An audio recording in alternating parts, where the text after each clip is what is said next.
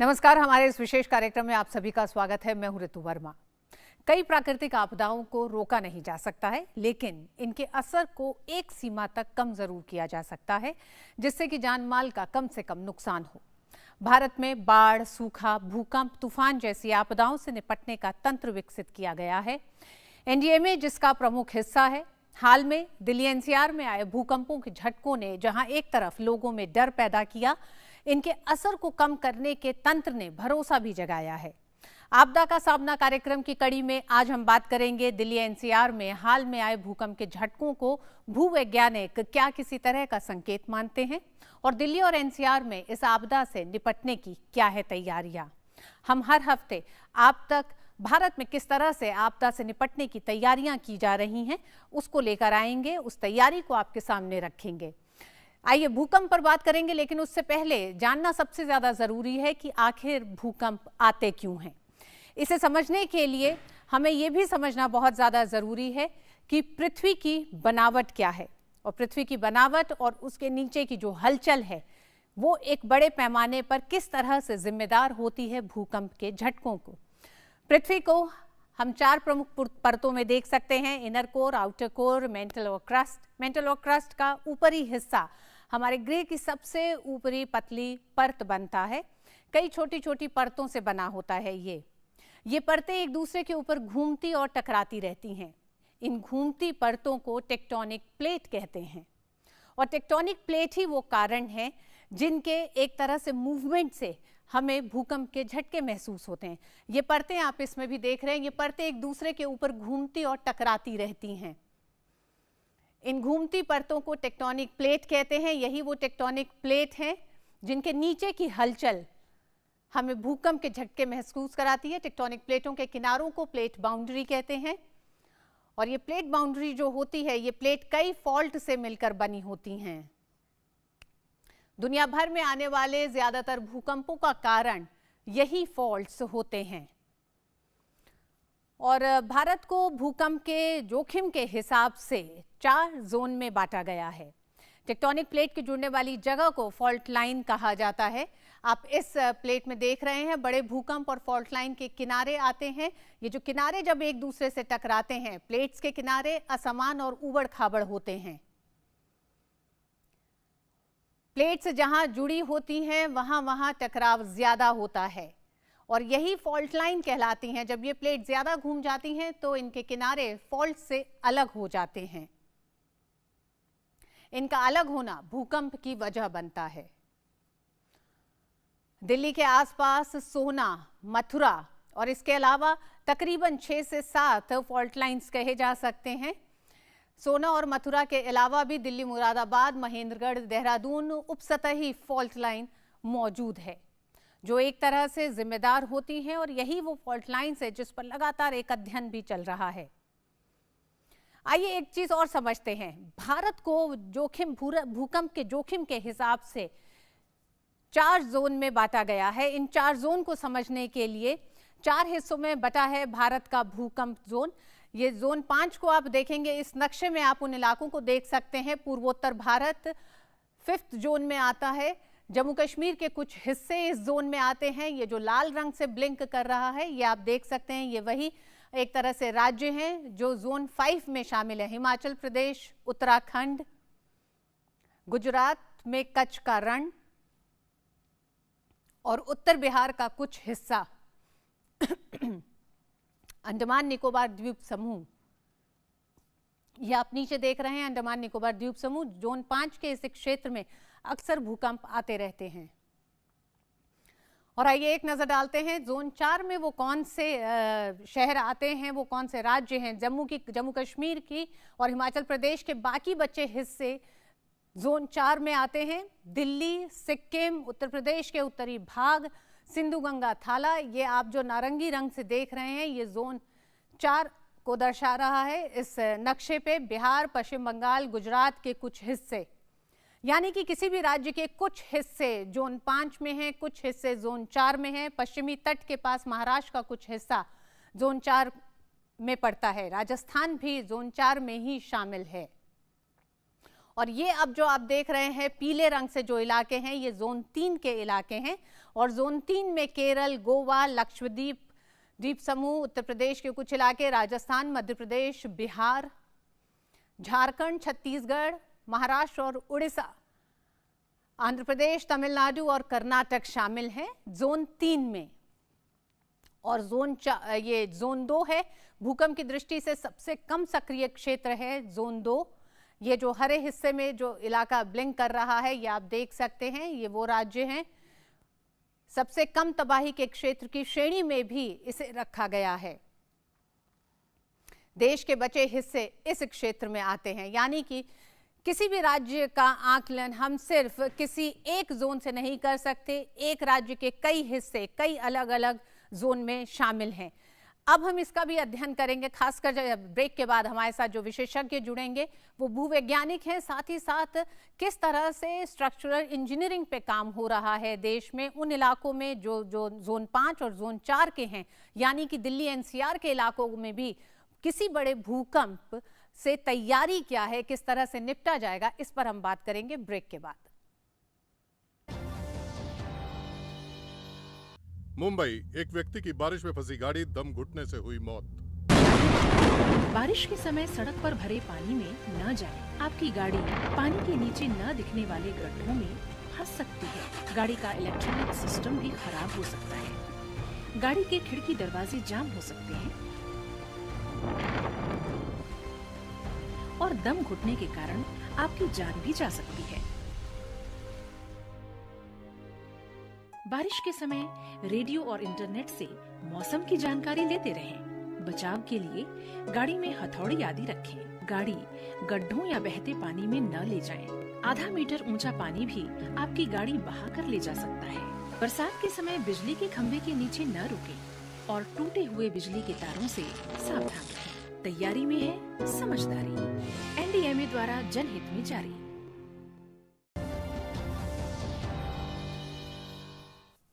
एक बार फिर आप सभी का स्वागत है आज के हमारे विशेष कार्यक्रम आपदा के सामना में, जिसमें आज हम बात कर रहे हैं भूकंप के बारे में।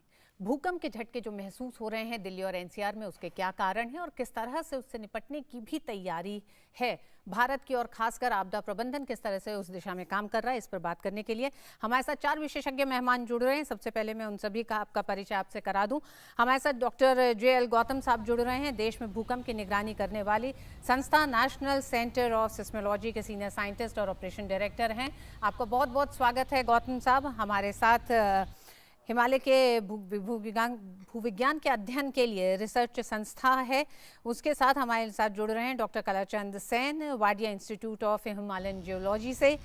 बहुत बहुत आपका भी स्वागत है। हमारे साथ एनडीएमए के राष्ट्रीय आपदा प्रबंधन संस्थान के सदस्य हमारे साथ कमल किशोर जी जुड़ रहे हैं, और हमारे साथ स्ट्रक्चरल इंजीनियरिंग के विशेषज्ञ प्रोफेसर रवि सिन्हा IIT मुंबई से हैं। भूकंप को ध्यान में रखते हुए इमारतों और पुलों का डिज़ाइन और विश्लेषण इनकी विशेषज्ञता है। तो आप चारों ही मेहमानों का बहुत बहुत स्वागत है।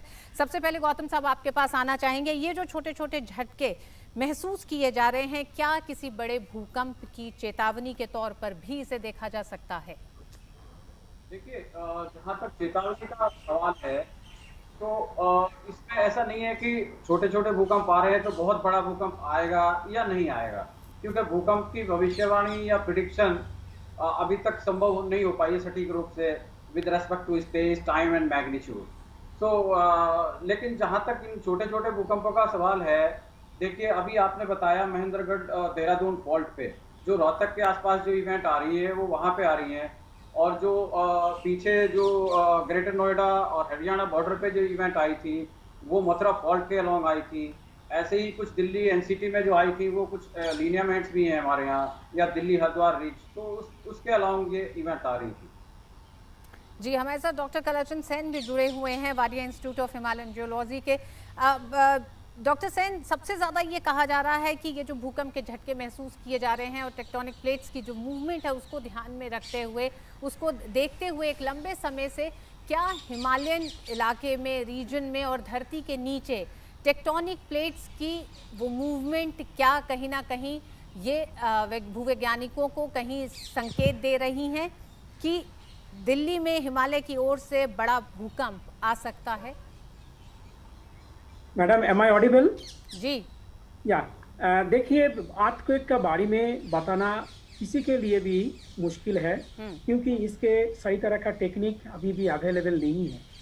बट ये बात सही है, जो northward movement of the Indian plate and it's coalition with the Eurasian plate is accumulating lot of strain energy into the Himalayan seismic belt, and वो एनर्जी आपको पीछे की तरफ भी, जहाँ पर दिल्ली एनसीआर है वहाँ पर प्रोपागेटेड है, वहाँ पर भी रॉक डिफॉर्मेशन हो रहा है, जिसके वजह से अभी हाल फिल में जो आपको एक आए हैं, that strain energy has been accumulated. You have already explained there are lot of faults, there are lot of lineaments, lot of weak zones, उसके थ्रू निकल रहे हैं। इस कुछ 19 अर्थक्वेक अभी जो मार्च अप्रैल से अभी तक आए हैं, इससे हम ये नहीं कह सकते हैं जे अगले दिनों में कब एक बड़ा अर्थक्वेक आने का संभावना है कि नहीं है। लेकिन इस एनसीआर एंड दिल्ली रीजन में लॉट ऑफ स्ट्रेन एक्यूमुलेटेड हुआ है। कितना एनर्जी रिलीज हुआ है अभी एग्जैक्टली हमको मालूम नहीं है। कितना एनर्जी वहाँ पर एक्यूमुलेटेड है, उसके कितना पोर्शन कब निकलेगा, कितना एनर्जी निकलेगा, उसका बारे में भी हम लोगों का अभी कुछ टेक्निक नहीं है जिससे हम लोग बता पाऊंगा। लेकिन अगर पिछले 50-60 साल पहले का हिस्ट्री देखेंगे, तब इस 1956 में दिल्ली एनसीआर में एक 6.5 मैग्नीट्यूड अर्थक्वेक आया था, 1960 में भी आया था, 1966 में भी आया था। तो if we look back 60 years back, तो इस रीजन में 6 मैग्नीट्यूड अर्थक्वेक आया था। अभी इस रीजन में जो 4 मैग्नीट्यूड अर्थक्वेक आए हैं और उससे कम मैग्नीट्यूड आए हैं, ये अर्थक्वेक से हमारे पास प्रिडिक्शन का कुछ टेक्निक नहीं है जिससे मैं बता पाऊंगा इस रीजन में कब कितना अमाउंट एनर्जी रिलीज होगा। लेकिन इसका अगर हिस्टोरिकल अर्थक्वेक का हम ध्यान में रखेंगे, तब इस रीजन में बड़ा झटका आ सकता है। हम इसको रूल आउट नहीं कर सकते, नहीं आएगा, आ सकता है, लेकिन कब आएगा हम कैटेगोरिकली बता नहीं सकते हैं। कितना अमाउंट आएगा वो भी बता नहीं सकता। हम इस आशंका से इनकार नहीं कर सकते हैं कि कोई बड़ा भूकंप इस इलाके में आने वाले भविष्य में आ सकता है, लेकिन जो हाल के लगातार जो हल्के झटके महसूस किए गए हैं, वो किसी तरह के संकेत या उससे किसी तरह की कोई भविष्यवाणी पूरे विश्व में किसी भी रिसर्च के तहत कोई भी इसका दावा नहीं कर सकता है। तो इस तरह की जो अफवाहें भी जो लगातार इन झटकों के बाद रही हैं, खासकर सोशल मीडिया पे, उन अफवाहों का ये सीधा सीधा जवाब है जो भूवैज्ञानिक दे रहे हैं। खासकर उनका ये कहना है कि ये किसी तरह का कोई संकेत या भविष्यवाणी के तौर पर इसको नहीं देख सकते हैं। टाइटैनिक प्लेट्स में लगातार हलचल हो रही है और उस हलचल के कुछ झटके ये जो महसूस हो रहे हैं, ये उसका एक तरह से कह सकते हैं परिणाम है। हमारे साथ कमल किशोर जी भी जुड़े हुए हैं एनडीएमए से। कमल किशोर जी, जिस तरह से अभी हमारे दोनों डॉक्टर साइंटिस्टों ने बताया है और उनका कहना है कि आशंकाएं हैं, लेकिन तमाम इन आपदाओं को रोका नहीं जा सकता, तैयारी की जा सकती है, उसके नुकसान को कम किया जा सकता है। उस लिहाज से एनडीएमए की तैयारियां क्या हैं दिल्ली एनसीआर की?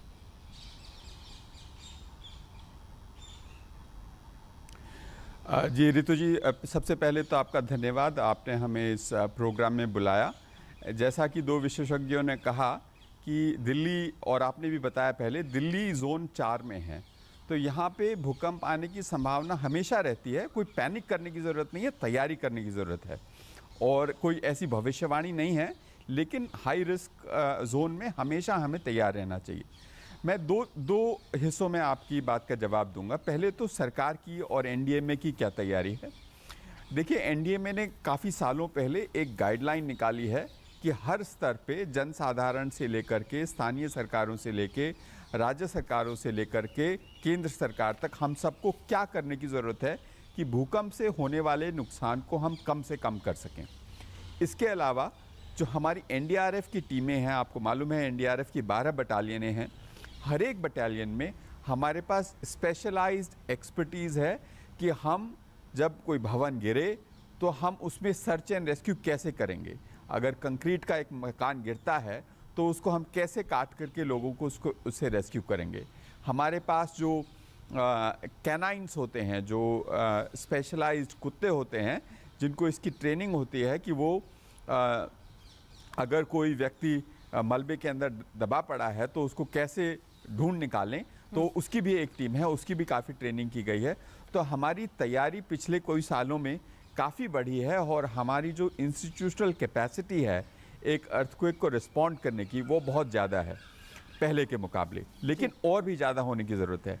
इसके अलावा हम कुछ समय पर जो जिन इलाकों में भूकंप आने की संभावना है वहाँ पे हम मॉक एक्सरसाइजेस कराते हैं, टेबल टॉप एक्सरसाइज, जहाँ पे एक सिनेरियो बनाया जाता है कि अगर ऐसा भूकंप आएगा तो कहाँ कहाँ कैसी कैसी क्षति होगी और कैसे हर स्तर के प्रशासनिक स्तर के लोग उसको रिस्पॉन्ड करने में उनकी क्या भूमिका होगी, उसके लिए हमारा क्या प्लान रहेगा। क्योंकि देखिए इस चीज़ की ये जो ड्रिल है इसकी प्रैक्टिस भूकंप आएगा उसके बाद नहीं की जा सकती, ये उसके पहले करने की ज़रूरत है। अभी तक पिछले 10 सालों में एनडीएमए ने 500 से ज़्यादा, मेरे ख्याल से 570 से ज़्यादा मॉक एक्सरसाइजेज कराई हैं। इनमें से करीब आधी जो हैं वो भूकंप से रिलेटेड हैं। लेकिन मैं एक बात और कहना चाहूँगा कि प्रशासनिक तौर पे, सरकार के स्तर पे हम कितनी भी तैयारी कर लें, लेकिन जन साधारण की इसमें भागीदारी बहुत ज़रूरी है। और उसमें मैं 3 चीज़ें आपके प्रोग्राम के माध्यम से आपके दर्शकों को कहना चाहूँगा। पहली चीज़ तो ये है कि हर घर में एक छोटा सिंपल प्लान होना चाहिए, आपका प्रिपेयर्डनेस प्लान होना चाहिए। आप घबराइए नहीं, आज ही अपने परिवार के साथ बैठ कर के ये निश्चित कीजिए कि अगर भूकंप आएगा तो आप क्या करेंगे। एक छोटा सा सरल उपाय हम एनडीएमए की तरफ से प्रसारित करते हैं, ड्रॉप कवर एंड होल्ड। अगर आप किसी घर के अंदर हैं और धरती हिलनी शुरू होती है तो आप किसी मजबूत मेज़ के नीचे जाएं और उसको पकड़ लें, अपने आप को कवर करें, उसके नीचे रहें और जब तक धरती हिलनी बंद ना हो वहाँ से ना निकलें। तो एक तो ये कि आप अपने परिवार के स्तर पे, अपनी सोसाइटी के स्तर पे एक प्लान बनाएं। दूसरी चीज़ जो करने की ज़रूरत है, बहुत सारा जो नुकसान भूकंप से होता है वो भवनों के गिरने से ज़्यादा होता है फॉलिंग हैजर्ड से। आपने बालकनी में गमले रखे हुए हैं, वाटर टैंक आपका फिक्स नहीं है, घर में बहुत भारी अलमारी लगी हुई है, भूकंप से धरती हिली और वो सारा सामान गिरा, किसी के ऊपर गिरा, उसको चोट लगी, कभी कभी इतनी ज़्यादा चोट लग सकती है कि मृत्यु हो सकती है। तो अगर आप जोन 4 या 5 में रहते हैं तो आप आज ही अपने घर का एक राउंड लगाइए और देखिए कौन सी ऐसी चीज़ है जो झटके से गिर सकती है। अगर आपकी बालकनी के ऊपर आपने गमले लगा रखे हैं, या तो उनको बांधिए या उनको नीचे उतार के रखिए। आपकी अलमारियां अगर फ्री स्टैंडिंग हैं आप उनको फिक्स कीजिए। तो ये दूसरी चीज़। और तीसरी चीज़ लॉन्ग टर्म, अगर आप घर बनाते हैं, घर खरीदते हैं, तो प्रॉपर्टी डीलर से, बिल्डर से आप पूछिए कि भाई मैं जोन 4 में हूँ, ज़रा बताइए आपने ये इसको नक्शे को अप्रूव कराया है। ये नक्शा जो हमारा बिल्डिंग कोड है जिसके अंदर प्रावधान है इस चीज़ का कि हम उस घर को जोन 4 के हिसाब से या 5 के हिसाब से या 3 के हिसाब से कैसे भूकंप रोधी बना सकते हैं। तो आपने किया है क्या? क्योंकि देखिए सरकार की तरफ से बिल्डिंग कोड्स का, बिल्डिंग बायलॉज का एनफोर्समेंट तो होगा, लेकिन जनता की तरफ से, जन साधारण की तरफ से भी इसकी एक सोशल डिमांड बढ़नी चाहिए। बिल्कुल किशोर जिस साहब। चीज़ की सोशल डिमांड बढ़ती है उसकी सप्लाई भी होगी, उसकी सप्लाई होगी तो बिल्डर्स पूरा इंश्योर करेंगे कि बिल्डिंग कोड्स फॉलो किए जा रहे हैं। तो ये कहना चाहूँगा जी किशोर साहब, एक बार रुक करते हैं प्रोफेसर रवि सिन्हा जी का भी, आईआईटी मुंबई से हैं।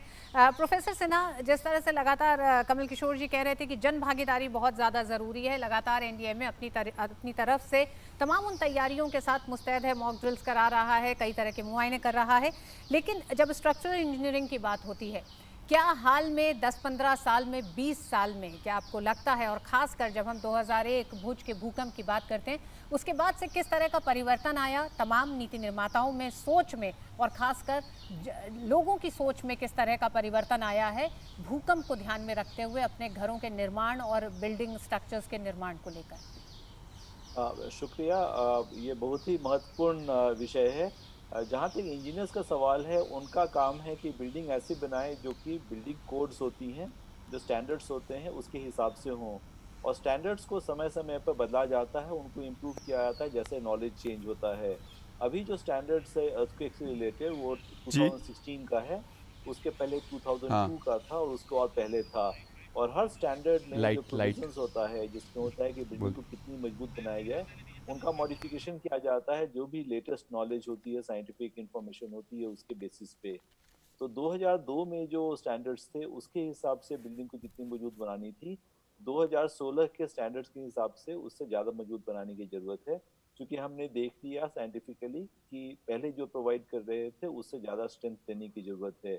तो आजकल जो बिल्डिंग बन रहे हैं यदि वो कोड्स को फॉलो करें, और किशोर साहब ने बताया कि कोड्स को फॉलो करना के दो पहलू होते हैं। एक तो होते हैं कि बिल्डिंग रेगुलेटर्स जो होते हैं उनका काम है कि बायलॉज इम्प्लीमेंट करना, और दूसरा होता है कि जो लोग हैं जो रहने वाले हैं बिल्डिंग में, जी। उनका काम है डिमांड करना कि उनकी बिल्डिंग्स जो हैं वो बायलॉ के मुताबिक हैं।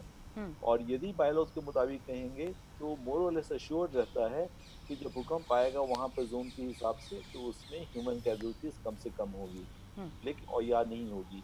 लेकिन जो पुराने बिल्डिंग ऑलरेडी बने हुए हैं वो तो पुराने स्टैंडर्ड से बने हुए थे तो वो उतने स्ट्रांग नहीं होंगे।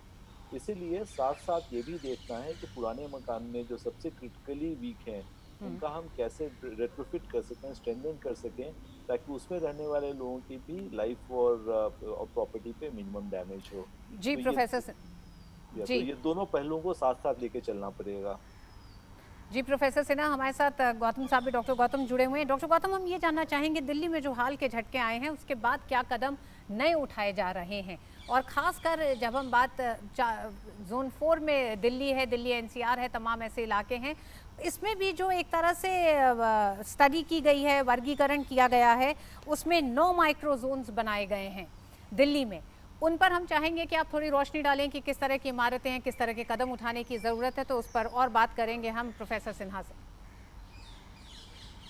हाँ, देखिए, जैसे अभी आपने बताया, दिल्ली को 9 माइक्रो जोन्स में डिवाइड किया गया है। तो हमारी वेबसाइट पे sesmo.gov.in पे हमारी एक दिल्ली के ऊपर जो माइक्रो जोनेशन रिपोर्ट है वो भी लोग पढ़ सकते हैं, देख सकते हैं। तो इसमें जैसे एक फॉर एग्जांपल बताता हूँ कि इसमें जैसे ईस्ट दिल्ली है, तो ये क्योंकि ये लूज सैंड है, इसमें लूज सैंड में जो इमारतें बनाई गई हैं तो वो ज़्यादा वल्नरेबल हैं बनिस्बत और हिस्से के दिल्ली के। तो इस तरह से कुछ कुछ जोन में डिवाइड किया गया है। तो और बाकी जो जहाँ तक ये जो अभी अर्थक्वेक्स आ रहे हैं छोटे छोटे, इनको मॉनिटर करने के लिए, और छोटे भी अर्थक्वेक आते हैं उनको मॉनिटर करने के लिए हम इसको मॉनिटर करने के लिए जी जी गौतम हाँ। साहब, तो जी गौतम साहब उसको अपनी बात पूरी करें आप। उसको मॉनिटर करने के लिए हमने कुछ ऑब्जर्वेटरियां और लगाई हैं, जिसके जो जैसे अभी मैं बता रहा था रोहतक के आसपास कुछ लगाई हैं, कुछ हमने एक लौनी में, रोहनी में, और इस तरह से अभी 5-6 ऑब्जर्वेटर लगाए हैं, और भी हमारा विचार है 8-10 ऑब्जर्वेटरी लगाने का, जिससे कि बारीकी रूप से हम छोटे अर्थक्वेक्स को भी स्टडी कर सकें और उस पर कुछ रिपोर्ट बना सकें। जी, हमारे साथ प्रोफेसर सिन्हा भी जुड़े हुए हैं। हम एक बार रुक करेंगे कमल किशोर जी का। कमल किशोर जी, जब हम दिल्ली की बात करते हैं, खासकर जो जिन 9 माइक्रोजोन्स की बात की है अभी डॉक्टर गौतम ने, उन 9 माइक्रोजोन्स में किस तरह से हमने तमाम भवनों, बिल्डिंग्स और खासकर रिहायशी इलाकों में आपकी किस तरह की तैयारियां रही हैं, खासकर तमाम उन इमारतों को लेकर भी किस तरह से आपने सलाह दी है, और क्या जन भागीदारी सामने दिखाई देती है आपको?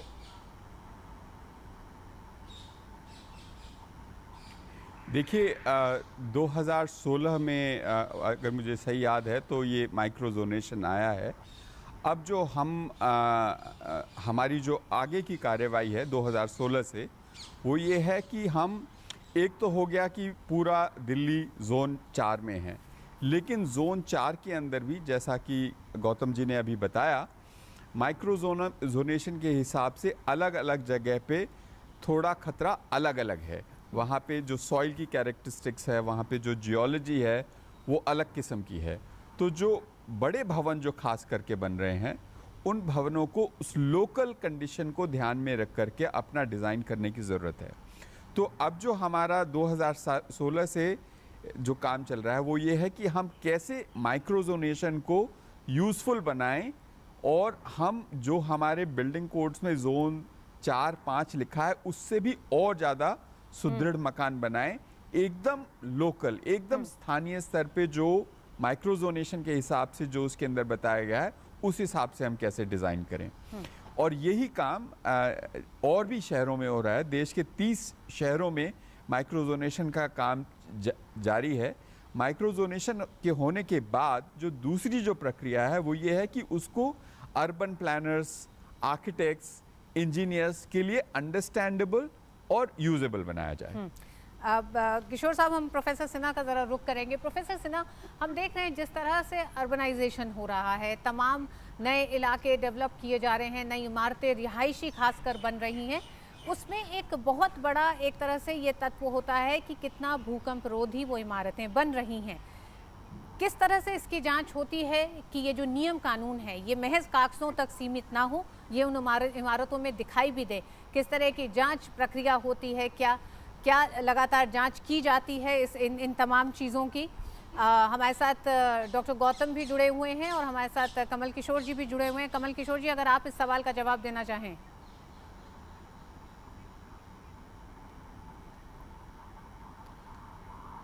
प्रोफेसर सिन्हा पहले बोलें, उसके बाद मैं बोलता हूँ। प्रोफेसर सिन्हा के साथ हमारा संपर्क अभी शायद नहीं हो पा रहा है, इसलिए हम चाह रहे थे कि अगर इस पे आप कुछ रोशनी डाल सकें। देखिए, एक जो भूकंप रोधी जो हम काम करते हैं उसमें एक जो कॉन्सेप्ट है वो ये है कि risk sensitive land use planning. तो एक तो हुआ कि हम भवनों का निर्माण ऐसे करें कि वो भूकंप रोधी हों, लेकिन हम जो लैंड यूज़ प्लानिंग करें वो भी हम अपने माइक्रोजोनेशन को ख्याल में रखते हुए करें। जैसे कि कुछ फ्लड प्लेन्स हैं जहाँ पर माइक्रोजोनेशन के हिसाब से ये बताया गया है कि वहाँ पर अगर एक बड़ा भूकंप आएगा तो एक फिनोमिना है, उसको बोलते हैं लिक्विफैक्शन। मतलब उसको अगर सरल भाषा में कहें तो वहाँ पे ज़मीन दलदली हो जाएगी। तो जाहिर है कि वहाँ पर हम कुछ खास तरह के मकान नहीं बना सकते हैं, भवन नहीं बना सकते हैं। तो उस जगह पे हम कोशिश करें कि जैसे हमारी जो क्रिटिकल फैसिलिटीज़ हैं, जैसे कि हॉस्पिटल्स हुए, स्कूल्स हुए, जो कि जिसमें हमारा जो रिस्क टॉलरेंस है, देखिए अगर एक भूकंप आता है और उसमें एक मकान को क्षति होती है और उससे आप बाहर निकल जाते हैं, लाइफ सेविंग हो गई तो वो आपके लिए काफ़ी है। लेकिन आपकी रिस्क टॉलरेंस एक अस्पताल में और भी कम है। आप चाहते हैं वहाँ बिल्कुल क्षति ना हो और उसमें भूकंप रुके और उसके बाद तुरंत काम वापस वैसा का वैसा शुरू हो जाए। प्रोफेसर सिन्हा भी जुड़ गए हैं। भवन है प्रोफेसर वो सिन्हा, हम risk sensitive land use planning के साथ जी नहीं प्रोफेसर सिन्हा, हम ये जानना चाह रहे थे कि लगातार जो स्ट्रक्चरल इंजीनियरिंग की बात हो रही है, जो आजकल अर्बनाइजेशन हो रहा है, नई रिहायशी इलाकों में बिल्डिंग्स जो बड़ी बन रही हैं, कागज़ों में है, नियम कानून है, बहुत ज़्यादा भूकंप रोधी इमारतों में तमाम उस टेक्नोलॉजी के तहत काम किया जाए। क्या किस तरह की जांच होती है, क्या उस पर अमल होता है? इस पर भी कहीं कोई मैकेनिज्म है जो लगातार काम कर रहा हो, और क्या दंड दिया जाता है उन्हें जो नहीं इसका पालन कर रहे हैं? एक्चुअली दिल्ली में बहुत ही well developed building development control regulations हैं, बाईलॉज हैं। तो दिल्ली एनसीआर रीजन में दिल्ली में सबसे अच्छा ये इसका प्रावधान किया हुआ है। एनसीआर के बाकी रीजन्स में भी रीजनेबली अच्छे प्रावधान हैं। तो इसलिए दिल्ली में जहाँ तक ये बाईलॉज का सवाल है वो काफ़ी प्रॉपरली फ्रेम्ड है। प्रॉब्लम आ जाती है कि उसकी इम्प्लीमेंटेशन करने का प्रोसेस क्या है, तो यहाँ पे काफ़ी कॉम्प्लिकेशंस हो जाते हैं। इसलिए भी चूँकि ये जो प्रावधान है उनको इंजीनियर्स द्वारा इम्प्लीमेंट करने के लिए इंजीनियर्स को काफ़ी अच्छी नॉलेज होनी चाहिए।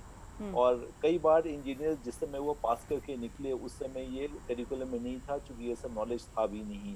तो वो लोग कितनी अच्छी तरीके से अपने आप को अप टू डेट रखे हुए हैं उस पर डिपेंड करता है कि उनके जो बनाए हुए डिज़ाइंस वगैरह हैं वो कितने अच्छे होंगे। तो गवर्नमेंट ऑफ इंडिया और प्रोफेशनल सोसाइटीज़ भी रेगुलरली इनके नॉलेज अपग्रेडेशन के लिए प्रोविजंस करती रहती हैं, प्रोग्राम्स करते रहते हैं। तो ये एक बहुत इंपॉर्टेंट स्टेप है जो कि करने की ज़रूरत है। दूसरा है कि हर तरह की बिल्डिंग इक्वली एट रिस्क नहीं होते। सर्टेन बिल्डिंग टाइप्स हैं, जैसे कि एक टॉल बिल्डिंग जिससे एक ग्राउंड फ्लोर ओपन है पार्किंग के लिए, ये सब बिल्डिंग अर्थक्वेक के हिसाब से ज़्यादा सेंसिटिव होते हैं, और उसका मतलब होता है कि अर्थक्वेक के डिज़ाइन में इनमें ज़्यादा ध्यान देने की ज़रूरत होती है, जबकि दूसरे तरह के बिल्डिंग में कम ध्यान देने से भी काम चल जाता है। तो यदि कई बिल्डिंग डिज़ाइन किए जा रहे हैं और बनाए जा रहे हैं, तो उसमें कौन सी बिल्डिंग कितनी सेंसिटिव है उसके हिसाब से उतनी अच्छी क्वालिटी की इंजीनियरिंग चाहिए वहाँ पे, और यदि वैसे अच्छे इंजीनियर लगाए जाएंगे तो बिल्कुल ही परेशानी नहीं होगी। तो मेरा कहने का मतलब ये है कि हर बिल्डिंग इक्वली एट रिस्क नहीं है, और हर लोग इक्वली कम्पिटेंट नहीं है इंजीनियर होकर भी डिज़ाइन करने को, तो दोनों की अच्छी मैच चाहिए। डॉक्टर सेन, एक तरफ तो हम उन बड़ी इमारतों की बात कर रहे हैं, लेकिन क्या लोगों में भी ये जागरूकता देखी गई है? माफ़ करिएगा प्रोफेसर सिन्हा, आपसे जानना चाह रहे थे, क्या ये जागरूकता देखी गई है लोगों में कि जब अपने घरों को बना रहे हैं तो इसको ध्यान में रखते हुए कि अगर भूकंप आता है तो किस तरह से उन्हें अपने घर का निर्माण करना है, उसमें वो क्या टेक्निक इस्तेमाल करनी है, क्या इस पर अब लोग काम करना शुरू कर चुके हैं?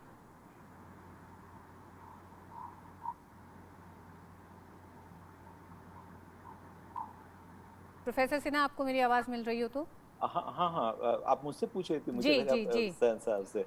नहीं, तो एक्चुअली जहाँ तक कि लोगों का सवाल है, तो लोगों का भी तो नॉलेज होना चाहिए, वहाँ पे एक डिमांड होनी चाहिए लोगों की कि हमें क्या चाहिए, और ये इम्पोर्टेंट फैक्टर है कि लोगों को, जैसे कि कमल किशोर साहब ने बताया कि डूज एंड डोंट्स होने चाहिए, उनकी अपनी कुछ प्लान होनी चाहिए। वो तो भूकंप आ गया उसके बाद, लेकिन जिस घर में रहते हैं उसमें क्या पूछें और कैसे अश्योर करें अपने आप को कि उनकी बिल्डिंग भूकंप अवरोधी है या नहीं, ये भी रिक्वायरमेंट है साथ साथ उनको करने की।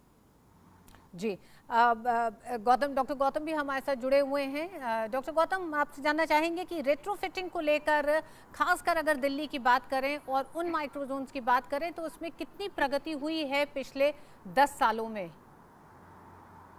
देखिए, इसका हम लोगों को आइडिया नहीं होता है, ये तो हम तो मॉनिटर करते हैं अर्थक्वेक्स को, और अर्थक्वेक्स बताते हैं कहाँ आया, कितना बड़ा आया, कब आया, सब इनका हम मॉनिटरिंग ऑफ अर्थक्वेक्स। तो आपके लिहाज से दिल्ली के वो कौन से हिस्से हैं या कितना प्रतिशत रेट्रोफिटिंग की जरूरत भी है दिल्ली में? अब देखिए, और लिक्विफैक्शन को भी आप किस तरह से देखते हैं, कितना बड़ा खतरा? हाँ, जो मैंने बताया, लिक्विफैक्शन का सबसे बड़ा खतरा इस दिल्ली में है। तो उसमें जो भी बिल्डिंग्स पुरानी बनी हुई है या कमजोर बिल्डिंग है, उनको रेट्रोफिटिंग की जरूरत हो सकती है। तो ये तो एक जांच का मामला है। जी किशोर साहब, ऐसे में क्या ये दिखता है कि जो आज पूरी बातचीत रही है उसमें सबसे ज्यादा एक तरह से जिम्मेदारी जहां प्रशासनिक है कि वो तमाम नियम कानूनों का पालन करते हुए ये ध्यान दे कि क्या इमारतें उन तमाम नियमों का पालन कर रही हैं कि नहीं, इस पर एक कानूनी कार्रवाई भी की जाए और सख्ती भी बढ़ती जाए, साथ ही साथ जन भागीदारी सबसे ज्यादा जरूरी लगती है आज की तारीख में। जी, आपने बिल्कुल सही कहा। आपने थोड़े समय पहले रेट्रोफिटिंग का सवाल उठाया था, तो मैं उसके बारे में कुछ कहना चाहूँगा। जी बताएं। अगर आप चाहें तो। देखिए, रेट्रोफिटिंग के ऊपर दिल्ली में पिछले करीब 10 सालों से 10-15 साल पहले से काम हो रहा है, और कुछ बिल्डिंग्स हैं जैसे दिल्ली पुलिस का पहले वाला हेडक्वार्टर्स, फिर लुडलो कासल स्कूल, जिसमें ये एक्सपेरिमेंटल तौर पे कि हम कैसे एक बिल्डिंग को जो बनी हुई है उसकी मजबूती को आंकें और उसको कैसे रेट्रोफिट करें। लेकिन इस काम को और तेज़ी से और जगह बढ़ाने की ज़रूरत है, खास करके जो हमारी क्रिटिकल फैसिलिटीज़ हैं। एनडीएमए की तरफ से एक प्रोजेक्ट अभी शुरू हो रहा है जिसमें जो मेसनरी बिल्डिंग्स हैं, जो क्रिटिकल फैसिलिटीज़ हैं, जो मेसनरी बिल्डिंग है, मतलब जो ईंट और सीमेंट की बनी हुई हैं, फ्रेम स्ट्रक्चर नहीं है, पुरानी हैं और क्रिटिकल हैं, उसको हम रेट्रोफिट करा रहे हैं। और साथ साथ उस रेट्रोफिटिंग के माध्यम से हम ट्रेनिंग करेंगे लोगों की, जो कि इस काम को और आगे बढ़ा सकें। लेकिन देखिए, ऐसा है कि और डिजास्टर्स के मुकाबले हमारा जो अर्थक्वेक से लॉस होने का जो रिस्क है, वो आज 1 या 2 दिन में, पिछले 10 दिनों में या पिछले 10 सालों में नहीं, वो पिछले 30-40 सालों में जिस तरह के भवन बने हैं उसकी वजह से बढ़ा है।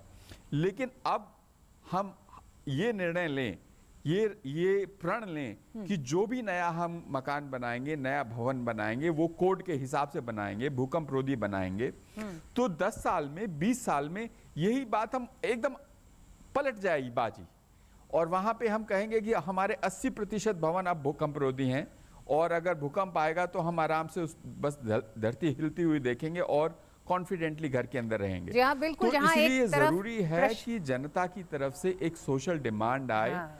हम बिल्कुल एक तरफ बिल्कुल किशोर प्रशासन जी, जो काम आप करे जिस और बात को दूसरी आप कह रहे हैं, तरफ जनता की तरफ से इसकी डिमांड आए और हम खुद जिम्मेदारी लें इसकी।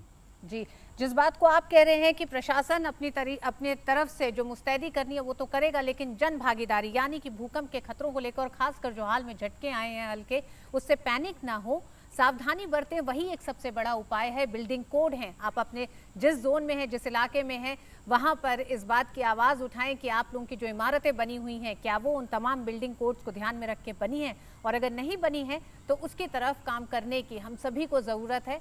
उस आवाज़ को उठाने की ज़रूरत है कि आने वाले समय में किसी तरह का कोई ऐसा बड़ा खतरा आता है तो उसके नुकसान को कम से कम किया जा सके। बहुत बहुत शुक्रिया चारों ही मेहमानों का हमारे साथ जुड़ने के लिए और इस आपदा पर विस्तार से बात करने के लिए। हम एक बार फिर अपने दर्शकों को ये बता देना चाहते हैं कि ये आपदा प्रबंधन NDMA के सौजन्य से ये कार्यक्रम हो रहा है, और हर हफ्ते हम आपको भारत में किस तरह से आपदा से निपटा जाए, उससे सामना किस तरह से किया जा रहा है, क्या तैयारी है, इस पर एक विशेष कार्यक्रम आपके सामने लेके आएंगे। इस कार्यक्रम में आज बस इतना ही। मुझे दीजिए इजाजत। नमस्कार।